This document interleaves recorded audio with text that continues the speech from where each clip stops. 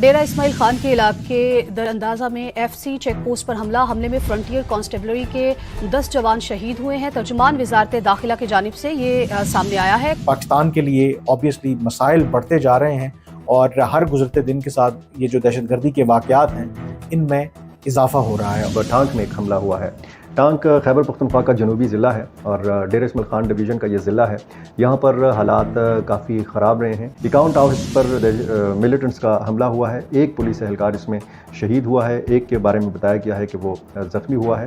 وہ کیا رہا ہے خیبر پختونخوا میں تانوں کے اوپر بھی کچھ اٹیکس ہو رہی ہیں، پولیس آفیسرز کو بھی نشانہ بنایا جا رہا ہے۔ یہ یقینی طور پر ایک بری ڈیولپمنٹ ہے، ایک بری خبر ہے۔ اب پاکستان کے جو سیکیورٹی ادارے ہیں وہ اس کو کس طریقے سے ٹیکل کرتے ہیں، یہ آف کورس ایک بہت بڑا چیلنج ہے۔ اینڈ مور امپورٹنٹلی کہ جو افغان طالبان ہیں وہ اپیرنٹلی ٹس سے مس رازندہ جو ایک علاقہ ہے ڈیرہ اسماعیل خان کا، اس میں حملے کی جو ایک بڑا حملہ میں کہوں گا، چھوٹا حملہ نہیں تھا، ایک بہت بڑا حملہ ہوا ہے ایف سی کے چیک پوسٹ پر، جس میں 10 جوانوں کی جانیں گئی ہیں۔ ساؤدرن ڈسٹرکٹس ہیں، انفارچونیٹلی وہ بڑے ایک ایسی صورتحال کا وہاں پہ سامنا ہے کہ ایک طرف تو امن جو پروٹیسٹ ہے وہ چل رہا ہے اور لوگ کہہ رہے ہیں کہ ہمیں پیس چاہیے، دوسری طرف جو چیز چل رہی ہے وہ ہے کہ امن تو چاہیے لیکن اس طرح کے بڑے حملے بھی ہو رہے ہیں۔ اور تھوڑی سی اگر میں آپ کو ڈیٹیل بتا دوں کہ جو آج کل یہ جو پاکستان کے خلاف لڑنے والے لوگ ہیں ان کا نام انہوں نے فتنہ الخوارج رکھا ہوا ہے۔ میں کہتا ہوں نام کچھ بھی ہو، اگر وہ اسٹیٹ کے خلاف لڑ رہے ہیں، اسٹیٹ کی فورسز کو نشانہ بنا رہے ہیں، تو میں تو کہتا ہوں ان کے اپنے ہی نام جو ہے اسی سے ہمیں پتہ ہونا چاہیے کہ یار یہ ٹی ٹی پی نے کیا یا آئی کے نے کیا یا کسی اور جو گروپ ہے اس نے کیا ہے، بجائے اس کے کہ ہم یہ کہیں کہ جی فتنہ الخوارج۔ یہ تو سیدھی سی بات ہے کہ جو آپ کی ملک کے خلاف بندوق اٹھاتے ہیں اور مارتے ہیں، گو کہ ایک چیز میں کہوں گا، میں کوئی مطلب میں یہ نہیں کہہ رہا کہ میں کوئی ٹی ٹی پی کو یا پھر فورسز کو، دونوں کے اپنے اپنے اسپوکس پرسن موجود ہے، دونوں بڑے پاورفل ہیں، لیکن ایک چیز دیکھنے کو مل رہی ہے کہ ٹی ٹی پی شاید سویلینز کو اس دفعہ تقریباً جتنا نظر آ رہا ہے نشانہ نہیں بنا رہی، لیکن فورسز کو ایک بڑا نقصان دے رہی ہے۔ حکام کے مطابق حملے کے بعد قانون نافذ کرنے والے اداروں نے ملیٹنٹس کی تلاش اور گرفتاری کے لیے علاقے میں آپریشن شروع کر دیا ہے۔ اس سے پہلے بھی ضلع ٹانک میں ججز کے اسکواڈ کی گاڑی پر حملہ کیا گیا تھا، جس کے نتیجے میں 2 پولیس اہلکار شہید ہوئے تھے، اور اسی طرح اسی علاقے میں ٹانک اور ڈیرہ اسماعیل خان کے علاقے سے ایک جج کو اغوا بھی کیا گیا تھا، اور ساتھ ساتھ کچھ کسٹم کے اہلکاروں پر بھی حملے ہوئے ہیں۔ ڈیرہ اسماعیل خان میں ٹارگٹ کلنگ کے واقعات جو ہیں پورے ڈیرہ اسماعیل خان ڈویژن میں ہیں، بنو ڈویژن میں ہے۔ بنو میں جو دھرنا ہے لوگوں کا وہ تیسرے دن بھی جاری رہا۔ امن مارچ بنو کے لوگوں نے کیا۔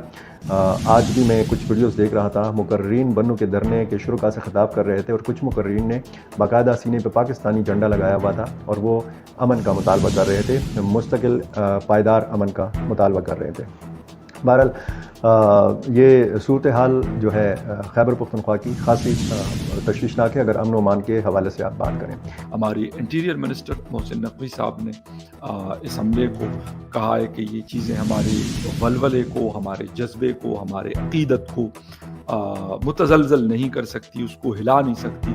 ہم لڑ رہے ہیں اور ہم لڑتے رہیں گے جب تک ہم ان کا خاتمہ نہ کر دیں، اور اپنی ہمدردی کا اظہار بھی انہوں نے، جو خاندان جن کے پیارے اپنی جان سے 2 بیٹے ہیں شہید ہوئے ہیں اور جو زخمی ہیں، ان کے ساتھ انہوں نے سالیڈیرٹی کا اظہار کیا ہے۔ اس وقت جو سچویشن ہے وہ ایسی نہیں ہے۔ ٹی ٹی پی ایک بڑے ایگریسو موڈ میں ہے، اور ٹی ٹی پی کی کوشش ہے کہ مطلب جتنا بڑا نقصان وہ پہنچا سکتے ہیں، وہ بے شک آرمی ان کے ہتھے چڑھتی ہو، آرمی کے جوان یا آفیسرز جہاں پہ وہ حملہ کر سکتے ہیں، یا اس کے ساتھ ساتھ اگر پولیس آفیسرز ان کے ہاتھ چڑھتے ہیں، یا پھر ایف سی وغیرہ کے لوگ ان کے ہاتھ چڑھتے ہیں۔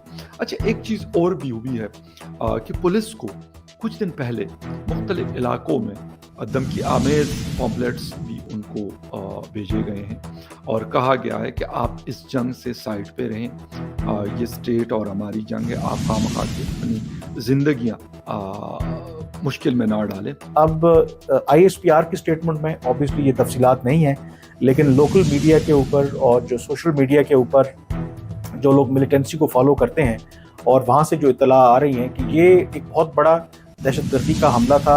अब ये जो कलअदम तहरीक तालिबान पाकिस्तान है, ये एक अम्ब्रेला ऑर्गेनाइजेशन है, इसके नीचे बहुत सी छोटी बड़ी ऑर्गेनाइजेशंस जिनका ऑब्जेक्टिव एक है, जो पाकिस्तानी सिक्योरिटी के ख़िलाफ़, पाकिस्तानी रियासत के ख़िलाफ़ लड़ रहे हैं, ये उसके अंडर आते हैं। लेकिन जो हाफिज़ गुल बहादुर ग्रुप है उसने हमेशा अपनी जो आइडेंटिटी है वो बरकरार रखी। इनफैक्ट तहरीक तालिबान पाकिस्तान तो बाद में बनी, हाफिज़ गुल बहादुर ग्रुप जो है ये उससे पहले एग्जिस्ट करता था। और मैं ये पहले भी आपको बता चुका हूँ कि ये किसी ज़माने में गुड तालिबान की कैटेगरी में शामिल होता था, क्योंकि हाफिज़ गुल बहादुर ग्रुप शुमाली वज़ीरिस्तान में वाक़या ये वो ग्रुप था जो पाकिस्तानी सिक्योरिटी फोर्सेस के ख़िलाफ़ या पाकिस्तान की रियासत के ख़िलाफ़ कार्रवाई नहीं करता था। एंड इम्पॉर्टेंटली ये जो हक्कानी नेटवर्क है उसको इसके साथ इसकी बड़ी क्लोज अलायंस थी। इनफैक्ट जब 9/11 अटैक्स के बाद अमेरिका ने इन्वेड किया अफ़गानिस्तान को और वहाँ से फिर तालिबान हुकूमत का ख़ात्मा हुआ, तो हक्कानी नेटवर्क और जो अफ़गान तालिबान की बेशतर लीडरशिप है